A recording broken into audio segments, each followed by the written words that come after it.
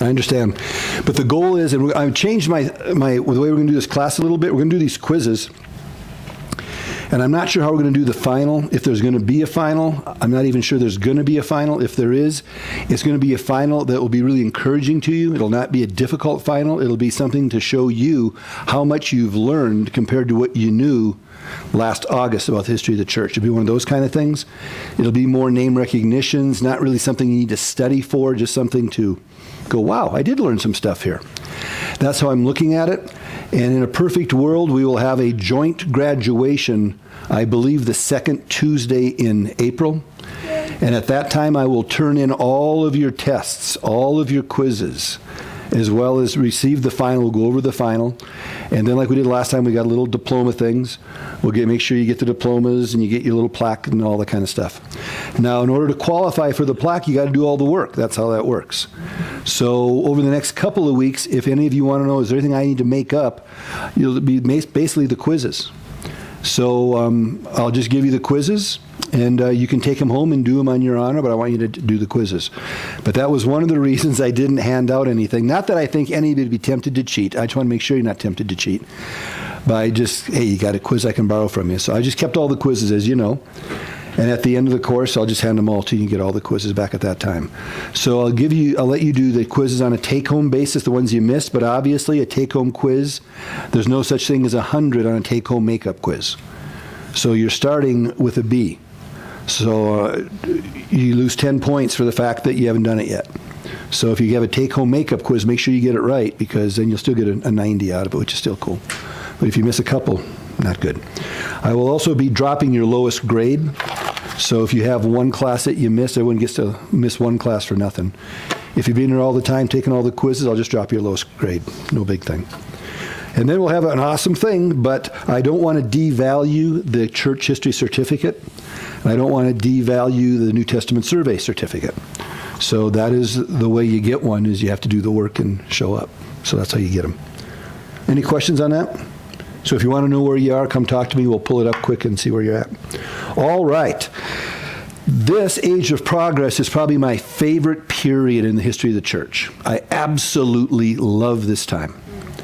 And it's because we start to see what happens when humanity starts to look at itself and the mess that we get into. Now, we studied the Reformation. The Reformation, the main theme was looked at man as man is a sinner, right? Saved by grace. Simple as that. Then we saw the Renaissance, and in the Renaissance period, remember, or the Enlightenment period, we saw that basically man, there's a positive view of man. Don't be so harsh, call him really a sinner, come on. And man was looked at in positive light. As we get to the age of progress, there's a new doctrine of human progress, and it's that the human race is getting better and better and better. And this is going to be really important, guys, for those of you who know a little bit about a guy like Charles Spurgeon. Because Spurgeon was a post-millennialist.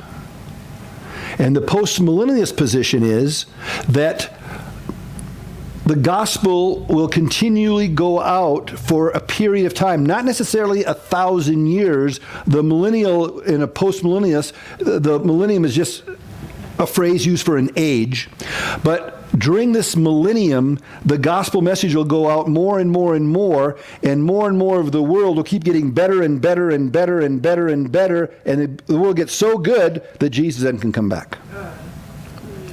But realize that Spurgeon lived during this time frame. At a time when the overall culture was, man is getting better. And that is one of the reasons the study of the history of the church is so important. Because you can read a Spurgeon and go, here's this guy, this wonderful evangelist, this awesome pastor, this man that God used in so many great ways from the time, Tito, by the time he was your age, he'd been pastoring for 3 years. Can you imagine? And had this huge old church. It's like, what? And you're supposed to say, by the time he was your age, Pastor Con, he was really something. But you can come back at me with that, but it's okay. But it's one of those deals that it's like, what in the world?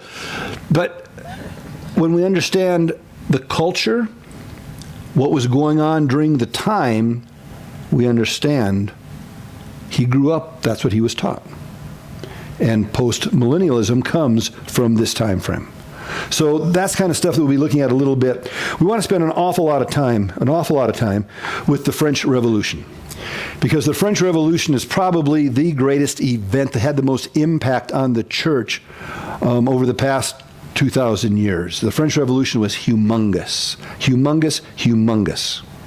So we want to spend time on that, and not in a good way, in a bad way, but it had a huge impact. So we want to look at this a little bit, and we're going to see a lot of the impact it had on us as a country as well. That's what makes it really interesting. But as we know, the French Revolution, if we're going to just summarize it, it really stressed the glorification of man, not God. That's one of the key issues. And in the book, it had that great phrase, 10,000 people telling a lie does not make it true. That's something for us to remember even today.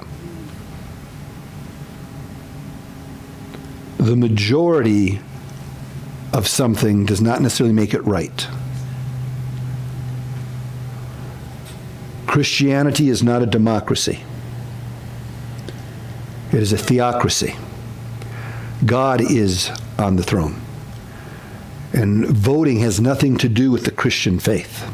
Now, we live in a country that's a democracy, a republic at least, and a democracy kind of. So we kind of vote, and it's important to support the government that God has placed us under. But the majority does not necessarily mean it's right. It just means it's the majority of a group of people. And that's important to grasp that concept. Well, the three key words, and it's interesting because it hits us really strong as an American, but the three key words in the French Revolution, you should know these: liberty, equality, and fraternity. Those are the three key words of the French Revolution. The liberty, speaking of individual freedoms in politics, individual freedoms in economics.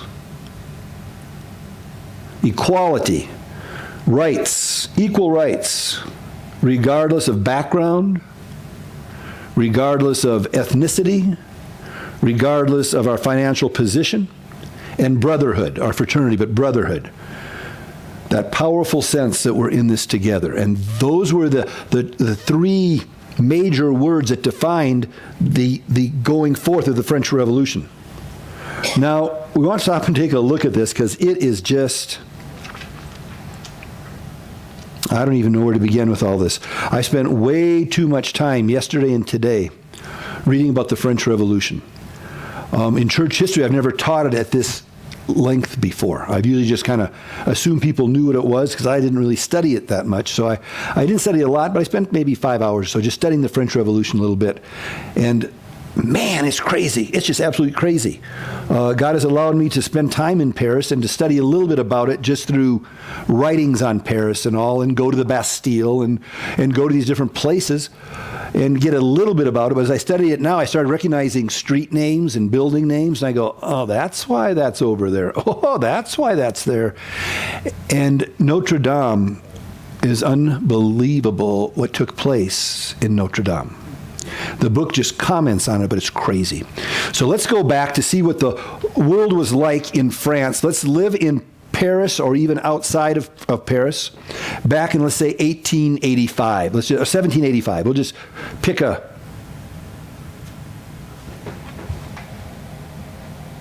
1785. So we look at 1785, and we're there, and we're just hanging out.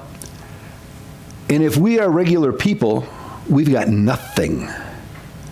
It is where the class difference, you know, in our country, they talk about the 1/2 of 1% and all. It was for real. It was for real in France for a number of years. It was all under that fief system. It was all about either you were a landowner and you were nobility, or you were clergy, or you were nada. And that's just what it was. And slowly now, and in this time, middle class was starting to come up a little bit, just a little bit, but it was starting to come up. But the middle class was what we would call today the lower class. But they at least had food. The vast majority of the people in France and didn't even have food. They had nothing. Abject poverty all over the place, disease all over the place, nothing. But now with the middle class starting to slowly come up a little bit, different people started to come along and take stands and say, this isn't right and all. Well, in the meantime, while this is going on and people are barely making it, out on Versailles, and if you ever get a chance, you will. Young'uns will be there for sure, but if any of us ever get a chance to go to France, to go to Paris, take the train to Versailles. Just do it. You need to see this to believe it. Versailles is crazy. It's a 20-minute train ride out to Versailles, maybe 25 minutes. You walk onto these grounds and you get it suddenly. The difference in class distinction. How the upper class live because they've kept it. And it's a huge museum now. The ground's unbelievable. And it's the size of a Golden Gate Park in San Francisco. It's huge. And the mansion, multiple room mansion, multiple room mansion, and decadent everywhere, gold table settings. Tremendous things. Napoleon's bedroom is still there. His bed is there. We took a picture of it. Connie and I had a chance to go to Versailles. We took a picture of it. Oh, man. Yeah, it's like a matchbox. He was a tiny little guy. You hear he's small, but when you see the bed, serious? That's what you keep. I'm going to get, I don't know how tall he was, but that bed could not be 4.5 feet, 5 feet max. It's just this tiny, but decadent, nice, really nice. The whole place is fantastic. You go on the grounds are just unbelievable. Unbelievable. It's just nice. Well, that's where the nobility lived. That's where anybody who was anybody lived. But it was truly less than 0.5% of, it was just a little bit of France, but it was the elite. What was interesting is, unbelievable as this sounds, this elite didn't pay taxes. Isn't that weird? The upper 0.5% had all the money and didn't pay any taxes. I'm not saying nothing. I'm not saying nothing. I'm just saying that's what it was. So there it is. Well, guess what happens when this takes place for real? The rest of the people are saying, wait a minute. The king is going to all these wars. We've got to fund all these wars, and yet we can barely put bread on the table, and we are being taxed. Some of them are being taxed over 25% of their income.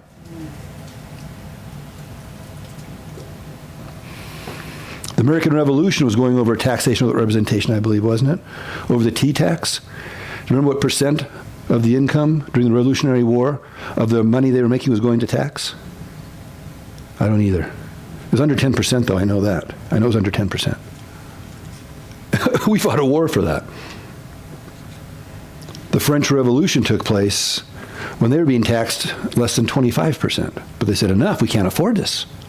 You're wasting our money. We're paying these taxes, and you're spending it on fighting. And you guys aren't paying nothing. This is crazy. Well, King Louis XVI is going, we had the noble people, and then we had the clergy. The clergy had tax breaks. The noblemen had tax breaks. Everybody else could barely make it, and what they were making went into support living there, basically. And said, enough already, we got to do something. So Louis XVI, for the first time in almost 200 years, calls this meeting. He calls this meeting, and in the meeting it's called the Estates General, remember? There are three branches. You have the clergy, you have the nobility, and you have everybody else. And they have representations, and each one of the third gets equal representation. Well, the clergy and the nobility always voted together. And that left the commoners out to lunch. So Ken, you're going to be the king, okay? You'll represent the nobility. Tito, we're going to have you represent the clergy. So there's Tito, the clergy, there's Ken, the nobility, and the rest of us are all represented by Tom up there. So Tom's just representing the commoners. Here we are. Well, you can imagine if it comes to a tax issue, what's going to happen here. Each of the third of us get a vote. Do you want to pay more taxes, Ken? No, nobility said, I'm not paying no taxes.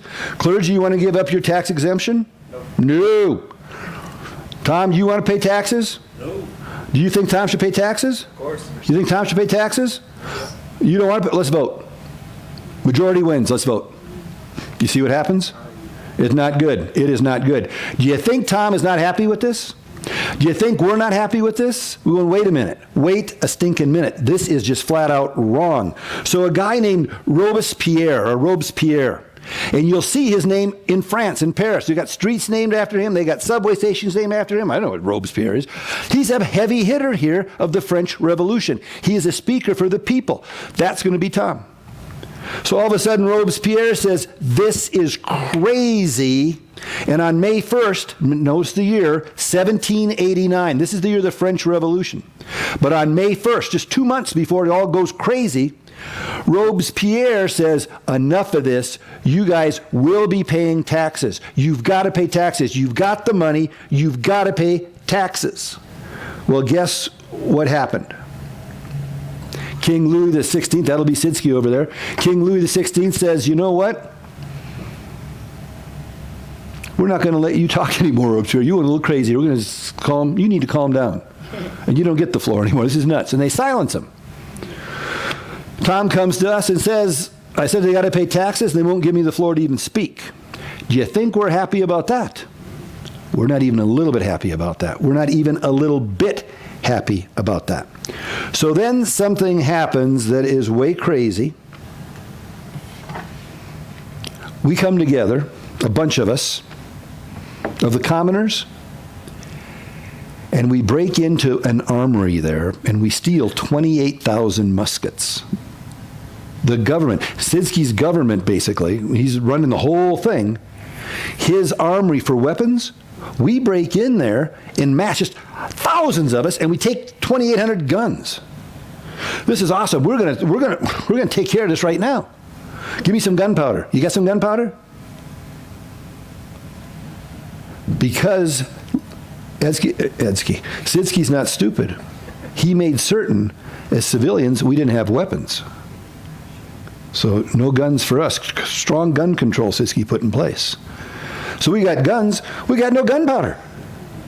So we got guns, I guess we could club somebody with them, but we got no guns, or no powder. We know where the powder is. And this is what the book doesn't say. I don't understand why the book doesn't say it, but it doesn't. The gunpowder is kept in the Bastille. We didn't break in the Bastille just to see if there's prisoners down there. We know there's prisoners in there. It turns out there weren't that many like we thought. But we also know the gunpowder's in there. And we need gunpowder because we are going to have a serious, not revolt, revolution. And what's going to happen is once we storm the Bastille, we take it over, they're going to go to Sidsky out there and they're going to say in Versailles, it's kind of crazy. And Sid's going to go, is it a revolt? And they say, it's not a revolt, King. It's a revolution. This is bad. The word revolution meant something in France at that time because remember the American Revolution had just taken place. And when that had taken place, the commoners realized, you know, this works. If we band together, we can stop this stuff. So a revolution takes place. So the king had it pretty much where he wanted it. He had strong gun control. Interesting. He had the protection of the tax basis in that the nobility, the select few, held all the wealth. He was part of that. No taxes, but yet everything was funded by everybody else, so it kept the masses down. Isn't that interesting? It's just an interesting setting for the French Revolution. So we go to the Bastille, we say, we want to get in this Bastille. And there's a governor in there. It's not important to know his name. I have it written down, but who cares? His governor, I'll tell you, it's Governor de Launay. But he's in there. And this guy, they're outside the Bastille. And he says, we got a mob out here, and they're going crazy on us. Major riot going on, major protesting out there. He holds them off for a day or two. There's an eyewitness to all this. This is the most amazing thing. I never knew this until today, actually. Anybody know who the eyewitness was? Yeah, you said it, I think. Anybody know the eyewitness? Thomas Jefferson. Jefferson's over there. And he writes in his diary, I read his diary today and was like, whoa, I got way off on this because it was Jefferson writing an eyewitness account. He was at the Bastille when this happened. He was there watching it going, Whoa! Oh, man! And he writes what happened on the 12th, on the 13th, on the 14th, on the 15th, on the 16th of July. He's right there giving an American perspective of what takes place over in Paris during the French Revolution. What a life this guy lived. Can you imagine? He's part of the American Revolution. He's there, eyewitness account of the French Revolution. Hello, this is nuts. But there he is. He's writing. I'm reading this going, oh my goodness gracious. He's talking about it from outside the Bastille, watching what happens. And he talks in there, in his writings, he talks about how they were there, and this mayor, Lunet, whatever his name is, Lunet, he says, okay. Just, what do you want? We want in. Okay. Everyone just calm down. I'm going to come out, and you can come in. I'm just asking for a safe passage out. Okay, come on out. What do you suppose they did to him? He did. So that was it. They just killed him. It was just mob ruling, and that's the problem. Oh, man, it was crazy. They stormed the Bastille. They jump over the gates, and they go on in. In they go, and they find a lot of gunpowder. They go down into the torture chamber, which they knew was there at the bottom, and there were a bunch of prisoners, 5, I think, regular prisoners, and a couple other dudes over in there. Not the 7 total. No big thing, but that marks the beginning. That is the epitome, that is the picture, that is the whole symbol of the French Revolution. And the French Revolution right here on July 14, 1789, completely changes Europe, and it does something to Christianity that'll never be forgotten. It starts right there at the Bastille, the storming of the Bastille. The Bastille represents everything that used to be in France. The elite wealthy, thumbs on the vast majority of poor, and squeezing whatever the poor had to support the lifestyle of the ultra-elite in the battles all over defending France. So the Bastille represents that. Not only that, it represents the church as well, because the church in Rome supported that structure. So the church, the Pope, that'll be Gary the Pope, was over the King of France. So the church is represented there with old Tito. He submits to the Pope. The King of France also had the fear of the interdict. So we got to be kind of careful with all this. It's all good. So he would get the money, old Sidsky, and he would send enough money to Gary to keep everybody good. Didn't affect Sid at all. Didn't affect Ken at all. Didn't affect Tito at all.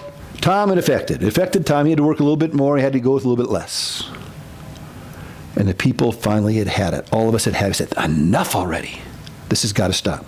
So the storming of the Bastille, the masses, the groups of people, the protesters go in there, kill the governor of Paris, takes over the Bastille, gets the gunpowder. Now they are armed.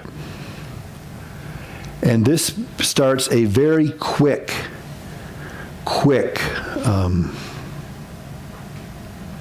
turn in France, I guess is the best way of putting it. It went completely nuts. Now, we're not going to detail. I spent way too long looking at the invention called the guillotine. It was like, what? And why it was invented and how it was invented. And I watched a 4-minute film from a medical coroner, describing the guillotine as the most humane way of executing a person ever invented because it's so quick and sudden. And then the question, of course, how long is the brain conscious after it's separated from the body? How many seconds? And it was just like an interesting hour I spent looking at the guillotine and the results of it. But it got really crazy. Do I have a king? You said you're the king, right? Oh, this is going to be really bad. It's going to be real bad for the king. Do you know what happens to King Louis XVI? Guillotined. Crazy. Tom, eventually, the guy that stands up and says, we got to stop, and he runs this whole thing, he's going to eventually take it on and go, and he's going to be a major leader. You know what happens to him? Guillotined. Everybody gets guillotined over there, man. They're just off with the heads all over the place. Everybody's getting killed. It depends. Tom's got it. Yeah. All of a sudden, majority of it, off with his head. They just, boom. It's nuts. The French Revolution is a bloodied free-for-all. But in the midst of all this, and without going into all the detail, because it's crazy, it is crazy. But in the midst of all this, as now the mob takes over, so to speak, we're upset with Sid, but we're upset with Tito. And we're really upset with Gary. The Pope, the clergy, the king, off with the head of the king. All of Europe cannot even believe it. What? They guillotined the king of France? Are you kidding me? Could you imagine something like that happening? And that's only a couple hundred years ago. It's like, what in the world? Washington was alive at this time. Jefferson was over there. They just cut off his head? Publicly? Seriously? What do you suppose Tito's going to do? They said, we don't want church. What are you going to do, Tito? They just took the king's head off. You're the priest over there in Paris. I'll do what you want. It's not going to work. What do you think you might want to do? Yeah. Head for the hills, buddy. Don't try and reason with a mob, because you're going to be in trouble. And if they're taking off the head of the king, head of a priest is going to mean nothing. And that's what the priests did. They said, we got to go. And they just leave. So now it's mob rule. Do you know what Paris does? They say, Christianity, we want no more Christianity. We are no longer a Christian nation or a Christian area. We saw what Christianity did for us. We don't want it. They go to the major church in Paris, Notre Dame. They take down the altar in Notre Dame. Tear it down, get everything out of the church in Notre Dame. Completely, boom. And they build a mountain inside of it, a fake mountain. And one of the guys, and his name isn't important. I don't think I wrote it down. It starts with an M. It's M-O-M-O or something like that. I don't think I wrote it. I did write it. Montmoreau. Okay, fine. Montmoreau. Her first name was Sophie. Her husband was one of the leaders of kicking out Christianity. And they said, what we want to start doing now is we want to realize that we're not going to believe in deism. We're not going to believe in any kind of God out there. We're going to believe in reason and man's ability to think and to reason. And we're going to believe in liberty, Lady of Liberty. We're going to believe in equality. We're going to believe in brotherhood. And we're going to start a new religion, an anti-theocracy, an anti-no-God religion, but a religion of man and what he can be, his ability to reason. We're going to start the religion of reason. Later on, look back, they call it the cult of reason. And this Montmoreau, he's one of the leaders of this. He goes to his wife, Sophie.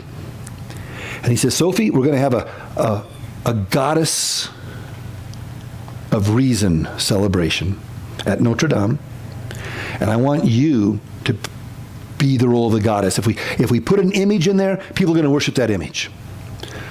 So he's not stupid. He says, I want the prettiest woman in all of France to be the goddess of reason. That's you, babe. Oh, so she's all excited. And they dress her up very scantily, very inappropriately. They have her sit on that mountain. They completely surround and fill Notre Dame with a bunch of women wearing white gowns that were very scantily clad. And people went in to worship the goddess of reason on that day. Can you imagine? The church is out. They create their own godless religion. November 10th, 1789, bam, celebration of the goddess of reason with the wife of one of the founders in that role. It didn't last long. It did not last long. Eventually they come up with another little religion that had something like the religion of the divine being or deity or something like this. But France was in upheaval. There was nothing. It was just everybody for themselves. We got everybody chopping people's heads off. It was craziness. And then that little dude shows up.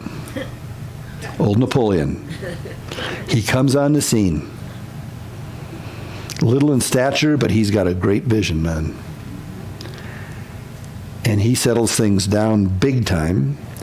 And then he comes up with something that was called the Concordat of 1801. And in that, what he does is he says, Pope, we want Catholicism because that's who we are. Most of the people in France are Catholic, so we're going to be mostly Catholic. But if you're not Catholic, if you're Protestant, that's good, that's fine. But we want our churches back. Now, Napoleon does that with the military strength. So now you got Napoleon backing the churches. However, there's going to be a few changes, Pope. The land that was owned by the church that was been gone in the French Revolution, that's going to become state property. That's not church property. That's state. That's France. The Pope was just glad to get his churches back. Okay. And the priests, I'll be Napoleon. The priests, I'm going to pay the priests. In fact, I'm going to pick the priests, Pope. So just deal with that. So I'm going to pick the priests, and I'm going to pay the priests. Tito, I'd like you to come back and be the bishop in Paris, and I'll pay you 3 times what you were making before. Deal? Deal. Now the Pope is going to talk to Tito. Where's your allegiance going to be? You got that right. You got that right. So we're Catholic, but we're Catholic according to Napoleon Catholic. We're Catholic according to France Catholic. Do you see what happened here? So the Catholic Church, the Pope, the Catholic Church never forgot that you give people liberty. Look what they do. They kill their kings. The priests are on the run. When they come back, they're not really back. The church never forgot that. And as we look at the Catholic Church centered in Rome from this point on, whenever possible, liberty was not something the church was going to let them have. The index, a big thing. Don't read this, don't read that. You look at South America, the church controlled South America. The church controlled its churches wherever it could. They learned their lesson with the French Revolution. You cannot give them liberty. They'll walk away from the church. So the French Revolution was a big thing in European history, real big thing in the Catholic Church. Because now the Catholic Church is going, well, we just lost the major player here. We lost all of France. Within a span of, 11 years, it's gone. And now Napoleon's telling us what to do. And it never gains. It's the same again. It's a done deal. Now, we know what happened right after this.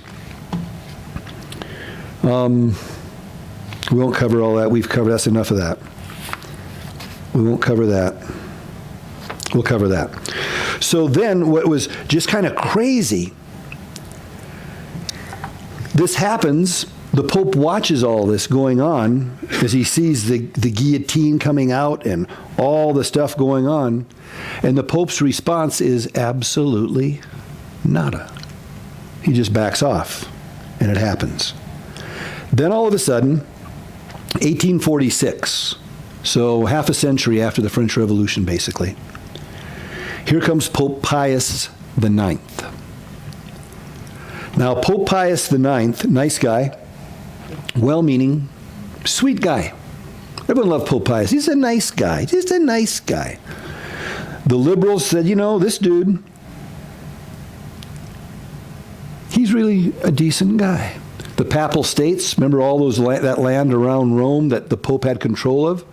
He says, I'm going to let the people living there have a little bit of say in how we're governed and all.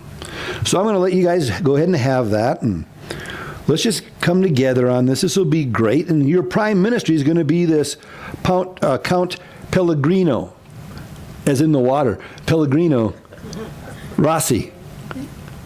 And Count Pellegrino Rossi, this first prime minister, is just there representing, as a mediator almost, between the Vatican and the Papal States and the people. The revolutionaries see what's going on in France. They rise up and they assassinate, they kill him. They kill that first prime minister.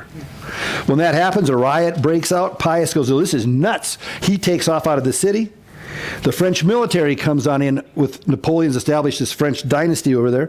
The French military helps to bring Pius back to power. He comes back and he says, see what happens? I tried it. I tried to give you a little bit of freedom, a little bit of liberty. You did it again. Going back to the old way, forget about it. This is it. It's all done. So we're now back to the old school way around Rome. In the meantime, as time goes on, of all things, I forgot his name. Isn't that something? Victor Emmanuel.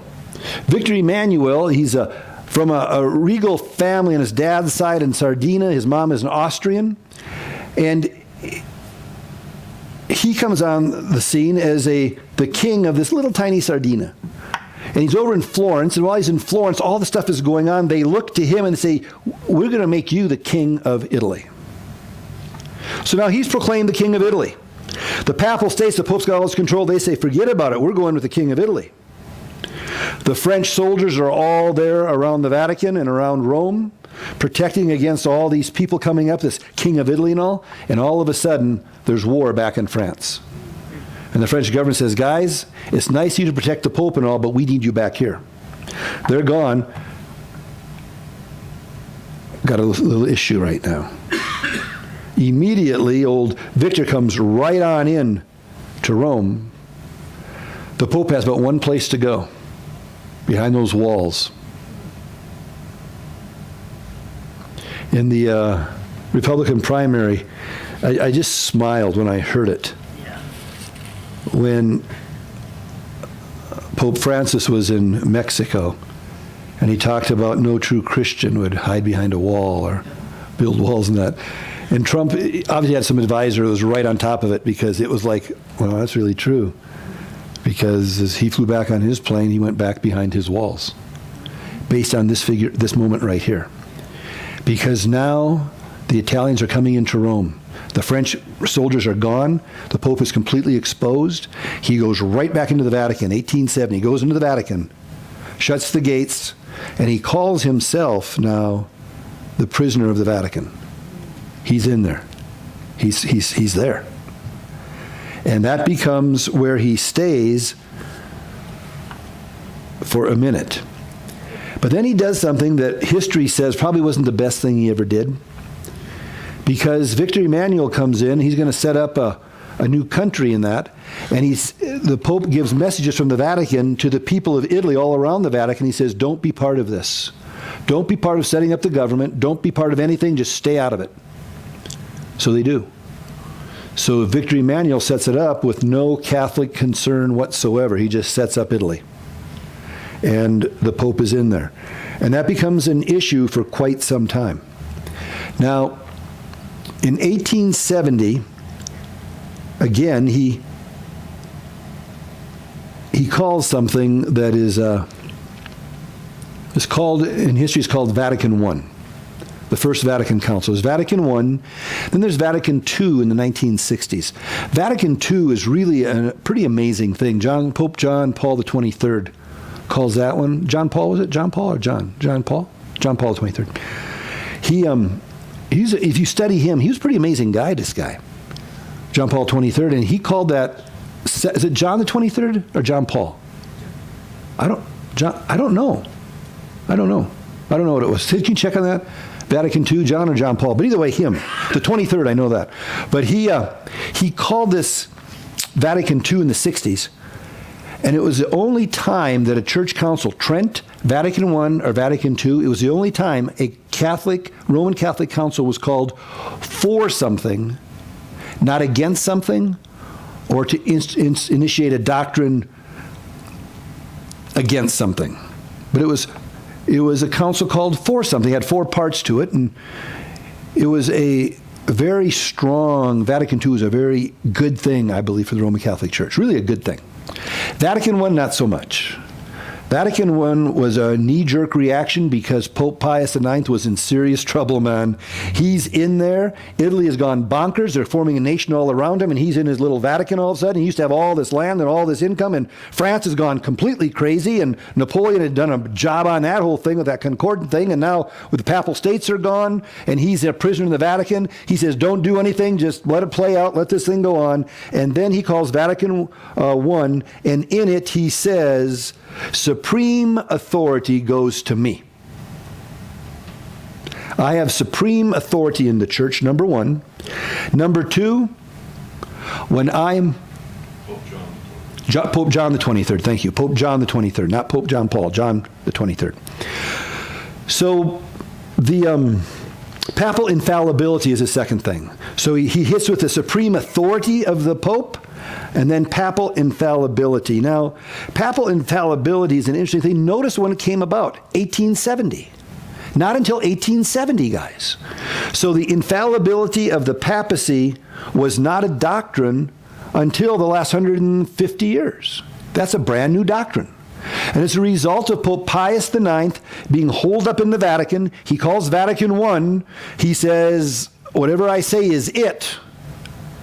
France, you hear me? Whatever I say is it. You got it, Tito? Whatever I say is it, the Pope is saying now. And he's also saying papal infallibility. Now, papal infallibility, when I first studied that a little bit, depending who you read, there's always, their biases and everything. And a lot of evangelicals, I think, take papal infallibility to an extreme and make it absurd. And Roman Catholic people are not stupid. And sometimes I think we take it to such an extreme that we go, oh, that's just so stupid. But there were some things in papal infallibility that, okay, that makes sense, but then it can be abused as well. And the way it's presented to the masses can really be confusing.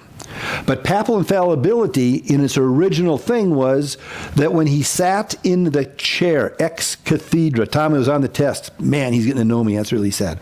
But at any rate, ex cathedra, when he's in the chair, it was in the Lateran church is where this chair is. But when he sat there and he professed official doctrine, it became official Catholic doctrine. It was not subject to be questioned or challenged.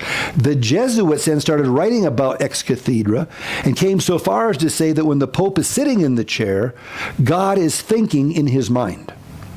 So when the Pope is here, he's the Pope. He sits in the chair. God now is thinking in the leader of the church's mind. And if God is thinking in his mind, then whatever he thinks and says is from God. That can't be wrong. So that's a Jesuit position on ex cathedra. But originally it was just basically saying, if I'm in the chair, if I'm in this position of spiritual authority, whatever I say is it. Cannot be questioned. That's how it started. And then it goes to an extreme. But I can remember growing up in the Catholic community and visiting it for sure with my grandparents and that, and the infallibility of the Pope as a kid, as a teenage kid.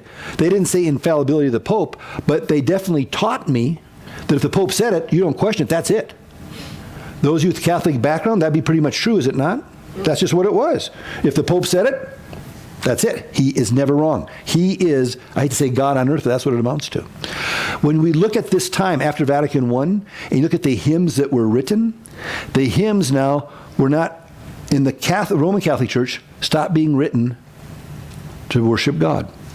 And for a time here of about 15 to 20 years, hymns were sung not to God, they were sung to the Pope. He was seen as the vice god of humanity was the title that was used for him.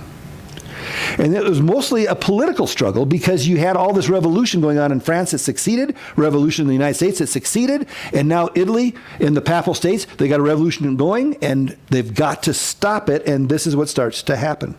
Just prior to this, in 1854, the Pope came up with the doctrine, the Immaculate Conception of Mary. Now that's important. Again, typical Protestant view of that is that somehow the conception of Jesus in Mary's womb, that's not what it is. It's the Immaculate Conception of Mary. So the Roman doctrine is that when Mary's parents, when she was conceived,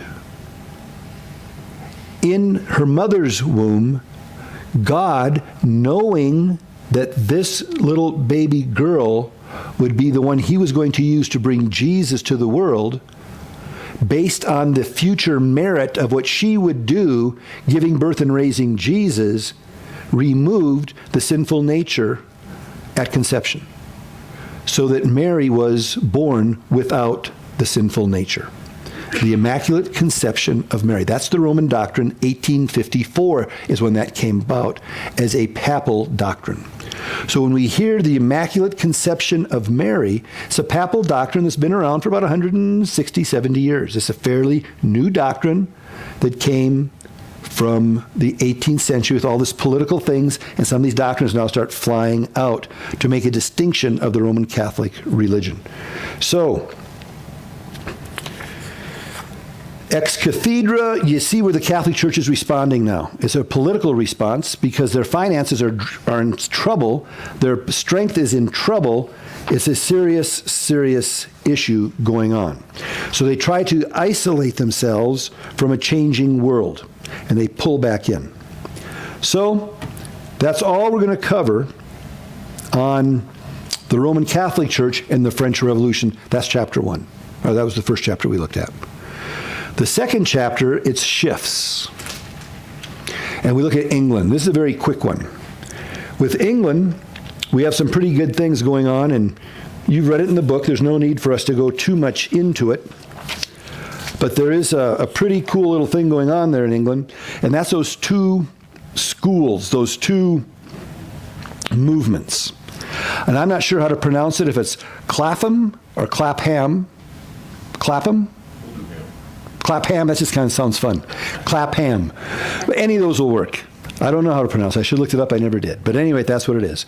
But the Clapham movement, interesting movement. We don't have to worry about the people in it so much, but just be aware of it.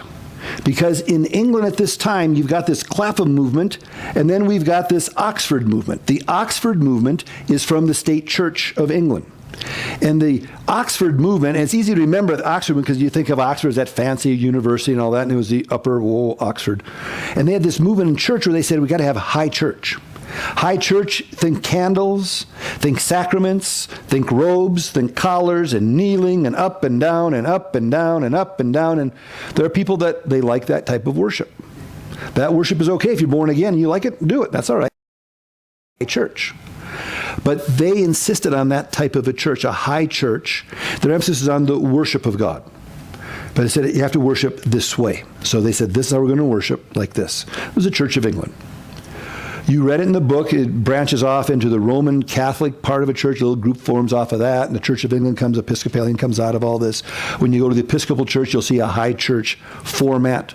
It's all as a result of the Oxford movement. But on the Clapham movement, a little town just outside of London, this group comes together, and their whole thing is, man, you got to be born again. You got to get into the Word of God. You got to let the Word of God just flood on you, and we got to tell people that they need to be born again and have a relationship with Christ. And if you have a relationship with Christ, that is going to change who you are, and you're going to go out into the community, and you're going to meet needs, and you're going to tell people of Christ, and when you see needs, you're telling people of Christ, you see a need, you're going to meet the need just because that's who you are. And it's not just, oh, if I tell you Jesus, I'll give you a quarter. Otherwise, no, you need a quarter, here's a quarter. That's who you are. It's the Clapham movement. You just minister to people's needs. You just do it because that's who we are. So we've got these two different groups now. We've got the Oxford movement, high church. We've got the Clapham movement, low church. This is going to be the seedbed for the Clapham movement, is going to be a seedbed for evangelicalism. They have the same type of mindset that most evangelicals have, that your relationship with Christ should affect the way you live. High church is, well, if you're a Christian, then you should worship God. So we see the two aspects of Christianity here, worship and outreach, here in these churches in England. A balance, sort of like if you want to lose weight, you exercise and you eat. You need both. And for a church to be strong today, a Christian to be strong today, we should have both. We should have worship and we should have outreach. Now, we get into the third and final chapter, and this one is just cool. And this is the missions chapter. And we want to spend most of our time tonight on the father of modern missions. In this church history course, what I want us to remember is the father of modern mass evangelism is George Whitefield. or Whitefield. And the father of modern missions, William Carey. Those are the two big names that I want us to know out of this time period. The father of modern evangelism, George Whitefield. The father of modern missions, William Carey. William Carey is oftentimes quoted as, expect great things, attempt great things. It's a misquote. It's a partial quote. In his message, he said, expect great things from God, attempt great things for God. That was the message. It's interesting with Kerry because he was a shoemaker, as you know. Very poor dude, and he married a cougar. He was a young guy, and he married this gal about 7 years older than him, and he married her, and she was from a very low class, very poor family. William Carey was too. So he was this little shoe cobbler making some shoes. He married this cougar, and they seem to be just fine. They're just doing their thing. Carey gets saved. And you read it, I think in the book, it says in the book, or somewhere I read it. It talks about Carey's college. Was that in the book? Carey's college? Yeah. Yeah, in his little shoe shop there, and he had the map on the wall, and he was self-taught Latin by 12. He learned Greek shortly thereafter. He just taught himself. He just had this insatiable desire to learn. Making shoes and learning. He goes to a meeting. He's born-again Christian now. His wife's got 3 kids, if I remember right. He goes to this meeting, and he pledges to go into missions, foreign missions, into India. I'm going to do it. 3 kids, his wife is pregnant. He's away at a meeting. I'm going. He comes home. So, baby, you know what we're going to do? What's that? We're going to India. We're not going to India. Yeah, we're going to India. I'm not going to India. Yeah, we're going. I'm not going. Are you crazy? People go to India, they don't come back, man. They just don't come back. And she was from a poor, very tight-knit family. Huge family. And they did everything together in their little community there. It was just, I'm not going anywhere. This is where I am. And he said, we're going. A surgeon, John something, is at that same meeting, and he hooks up with Carey. He quits his practice. He and his wife, we're going to India. We're going to India with William. We're going. They get ready to go. His wife, I'm not going. You got to go. We're going. I'm not going. Well, this is ridiculous. So I'm not coming back. You understand? I'm not coming back. I'm not going. Well, for crying out loud. This is ridiculous. You're my wife. We got to go. I'm not going. Well, I'm taking my oldest son, for sure. I'm taking him with me. I'm not going. They get on the boat. I'm still not going. They set sail. I told them I wasn't going. Goes home. They're out less than a day, and I don't understand how. Somehow, that surgeon, he left the country and not coming back with a tax debt with his wife and kids, daughter. And they say, come on back. Come on back. Okay, here, and pays the tax debt. Doesn't say what happened in her mind. Don't know. I can only surmise. But if I'm not going, I'm not going. And then he actually left without her. Can you imagine how she felt? It's like, he really went. I can't believe he went. So now he's back paying the money, the doc is. And he comes back, baby, come on. This is God's giving you a chance to come with us. Come on. I'm not going. The doc went over to her. This is ridiculous. My wife's going. If you don't go, remember Calvin when he went through Geneva? And old Will Ferrell told him, remember? Yeah. What did he tell him? If you seek your own will, God's going to take you up. That's exactly what he said. This is my John Calvin guy now. I got a John Calvin guy. This is awesome. But that's what he told him. Old Will Ferrell told him that. He says, if you seek your own thing, you're done. You are so done. That's what the doc says to Carey's wife. He says, if you don't come, whatever you do, you're done. Well, I don't want that. I'll go. So she goes, packs up the kids quick, and they go. They get over to India. Way harder than they thought. He knew he had to learn the language, but how am I supposed to support these 4 kids with a wife who doesn't want to be here? She's not happy about this at all. To make matters worse, the surgeon, this is whack, man, we're going back to England. He's gone. It's like, well, okay then. And you know, it doesn't say, but you know what she's doing. He went back. Let's go. Well, God called me here. He didn't call me here. She is not a happy woman.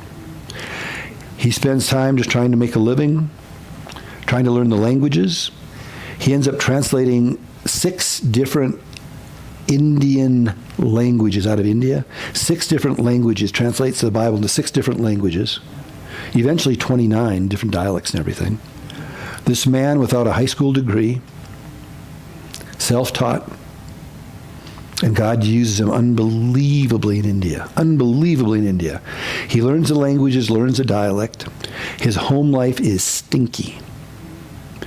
It goes from bad to worse. People would come and visit them there and say, this is crazy. You go home, she's mean. Really mean. Then her little 5-year-old boy dies of a disease over there. And she goes right over the edge.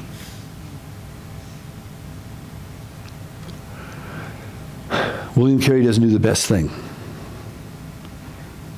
He puts her in a room and he locks the door. Not a good idea. And people come to visit and they'd say they'd hear her screaming in there and yelling at him in there, let me out of here. And you remember, she starts accusing him of having affairs with anybody and everybody. When he would let her out, she'd run down the street. Any woman on the street, she'd start yelling at him and telling him to leave my husband alone type of thing and all the stuff. In the meantime, he quietly sat and kept translating the Bible. It was a really messed up thing. For 20 years, they live like that. She gets sick and she dies. 5 months later, he marries another lady that was part of the area there, not part of the missions, but a Christian lady there. And the second marriage, it says, lasted for 14 years, and it was an equally yoked marriage. When they talk of his first wife over and over again, I'm trying to find her name here. Let me see. Here's what he wrote on her day of her death. This evening, Mrs. Carey died of the fever under which she has languished for some time. Her death was a very easy one, but there was no appearance of returning reason, nor anything that could cast a dawn of hope or a light on the state of her soul. So it appears that he got saved and maybe she didn't. That's what it looks like. And by taking her to this foreign country away from her family, it seems like she had a mental breakdown. And that's what it looks like. That's what it looks like. But then he marries this Danish woman, Charlotte Rumor. Had nothing to do with the mission, which was starting to have success. The longer he was there, he started to have success. He started leading people to Christ and planting churches, and ministry was growing. And now he marries her, and she was described as a petite, elegant, well-educated, cultured, wealthy, a stark contrast from Dorothy. They were both 46 when they got married. She was a perfect match for Carey. But it was very scandalous when he got married 5 months after the death of his wife. And people were saying, you should wait at least a year, don't it? And he says, I'm getting married, live with it. And they backed off, and they were married, and they had 14 years, or 13 years of marriage. He says, we had as great a share of happiness as ever was enjoyed by 2 human beings. She died when they were both 62, and he married another girl, 17 years his younger. She was a good companion for the 11 years of his life. She took care of him as he got older, and she was a Christian gal that just ministered to her husband. When he died, he left everything to her, but said, I want to be buried next to my wife Charlotte, that second wife. That they had a love relationship going there. And that's where he was buried. So his family life is really messed up, really a messed up family life. That first marriage was really hard on him. And we see the consequences of marrying, I believe, an unbeliever, or trying to go out into a mission field or a calling of God if you're not agreeing. In Amos 3:3, it says, how can 2 walk together unless they agree? And he made a mistake, I believe. Paid a dear price for it. But it's amazing because he spent his entire life in India from that point on, 41 years, not one furlough. He left the shores of England, never went back. He just went to India, and that's what he did. Kind of crazy. That's William Carey. But what he did do is he kind of set the stage for the missionary movement even today. And that is, before you go out, you should know the language, culture or go and learn the language. A real important aspect. That you go with William Carey, his philosophy was long-term missions, a lifetime mission. You go and you get planted in and you do it. You just become part of the culture, part of the community. He formed societies, something that had never been done before, but it was a sweet concept because it allowed different churches to be involved in the same ministry. So there wasn't the competition between the Baptists and the Episcopalians, so to speak, but everybody could be involved in this separate missionary movement to whatever country we're involved in. We see that with Friends of the Fatherless. That same principle still goes on today. Friends of the Fatherless is not a wash-by-the-word ministry, yet we're involved in it. But there are like 6 other churches in town, or 5 other churches in town, I think, involved in that ministry. So there are a number of different ministries that are involved in this missionary ministry, Friends of the Fatherless. And that was the concept that he put together. As a result, he's considered to be the father of modern missions. And that is you raise up your funds, you get a vision. One of the things you're supposed to do is communicate information to people, get the funds and get the people. And that's what William Carey started. He put together this missionary organization. Still there today. When you go into a country, it was William Carey who came up with the idea that when you go into a nation, try to win the nation for Christ, not the individual for Christ. But think bigger. And I was studying church history when I first went to Bulgaria. And I'd studied William Carey at that time, and there was a guy named Jim Manning I told you about who put together the first trip that I ever went to Bulgaria on. And he was the guy that put 7 of us pastors together, brought us over there, split us up all over the place. I was in Sofia. And we just spent 2 weeks on our own just ministering, and then he came back and he was picking up different guys, and I was going with him to a little town in the northeastern part of Bulgaria called Etepele to pick up a guy named David Grisanti out of Silverdale, Washington.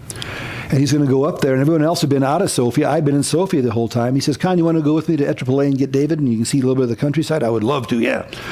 So we're driving up to Etepele. He stopped about halfway there.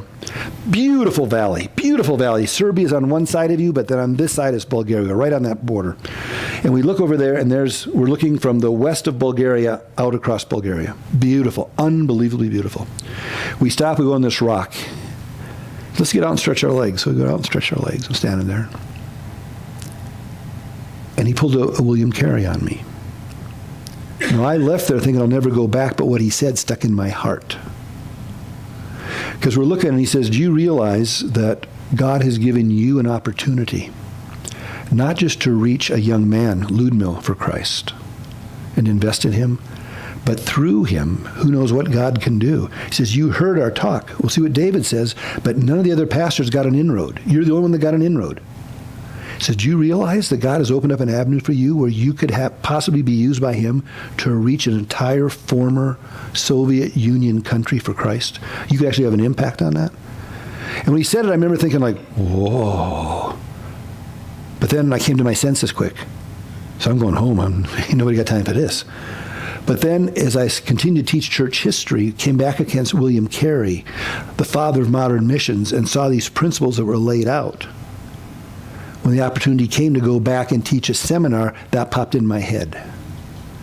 Let's see what God's going to do. Now, I'm not saying that I reached a nation for Christ. I certainly did not. But it was really sweet to be on the ground floor of a communist country, to establish one church that has spread out into Bulgaria and has had an impact in Bulgaria, and to know that God has reached more than one person. It's still having an impact there through TV, through the internet, other countries now in Macedonia, in Turkey, throughout Bulgaria, in northern Greece. It's actually starting to just continue to grow. It's pretty sweet. It's pretty sweet. So that is the concept of the missionary movement. It's not just one friendship to evangelism. How can we reach a nation for Christ? And that was the concept that started to flow throughout this 18th and 19th centuries. So I started looking at, let's get the gospel out into all the nation. Then, of course, we saw the one guy, the most famous guy of the dark continent. Why is it called the dark continent? Anybody know? It's not what you think. It's called the Dark Continent because for the entire period of the Middle Ages, Europeans knew so little about it. It was held, they were ignorant of the continent. I thought it was because of the skin tone. I really did. That's why it's called the Dark Continent. It's not. It's because they knew so little of it. And I've checked that and verified that probably today with 15 different sources. They're all saying the same thing. So I guess that's what it is. But it was because they were ignorant of that continent. It was a continent that was just left alone. It was the Dark Continent. Livingston, when he goes there, as you know, I think it's said it in the book, but as he goes there, he starts to go across from the West Angola all the way across to the eastern coast. As he starts to do this, the way he treats the African natives was so different from the slave traders that were there. He treated them with respect. He treated them as equals. He was there doing a scientific study as well as obviously presenting Christ at every chance he could. And it says in there he did not have to use any type of violence or force. He just became friends with the native people. As he continued to do ministry there, he said, I realized that the way for slavery and all this craziness that's going on is we've got to develop some kind of economy in Africa. There's got to be some kind of business trading going on here. Because right now, he said, what's going on is a tribe here and a weaker village here. This tribe will go capture the weaker tribe, hold them captive, and then sell them to the slave traders when they come and support themselves by preying on the weaker people around them. He says if we can get the people to grow crops, to learn how to create their own businesses, they will make money without having to resort to that. And that was his whole vision for Africa, Livingston. We didn't mention Wilberforce. We'll not probably mention Wilberforce, but Wilberforce was a huge anti-abolitionist out of the Clapham movement, the evangelical movement. William Wilberforce, but I'll just say his name out there because on LIT Tito, David's going to be giving us a report on William Wilberforce next week. So he says, oh yeah, church history, we talked about him. So we talked about him. So there we are. You can see the place is a mess all over the place. Things are messed up. And we see with William Carey, God using imperfect people. And for me, that's one of the biggest encouragements in that chapter, is that God used a man who married a woman that was a non-believer, or if she was a believer, she was a Puritan background, but she was very much not in step with him for certain. And horrific marriage at the beginning, horrific marriage. But God used him. I can only imagine what he would have done with him if he had just waited and not rushed into everything and just let God give him his time. But the good news is God is a God of a second chance. And God used him and blessed him. And it was an amazing life that this little shoemaker had as far as furthering the gospel and getting the gospel into India in a way that, amazing what he did. William Carey. So we got William Carey, the father of modern missions, and we've got George Whitefield, the father of modern evangelism. So a little bit different, mass evangelism. So those are the two guys I want us to remember out of this group. All right, 3 chapters next week as we continue to plow through this thing. Could you hear me okay? Could you hear me okay, Ken? Thank you, Tom. We're done.